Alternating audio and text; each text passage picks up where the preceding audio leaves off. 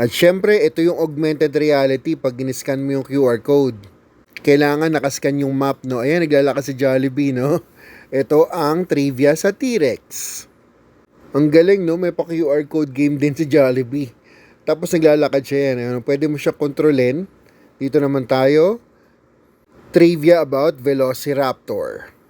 Ang galing. Yung sa buong puzzle, pwede ka maglakad. Makikita talaga ni Jollibee yung iba't ibang dinosaurs, no? Ito naman, pterosaur, no? Flying reptile trivia. Oops, may T-Rex. Iwasan natin yan. Dito naman tayo, no? Trivia ng Triceratops. Ang galing. Siguradong mang-i-enjoy yung mga kids nyo, no? May toy ka na, may puzzle ka pa, may augmented reality ka pa.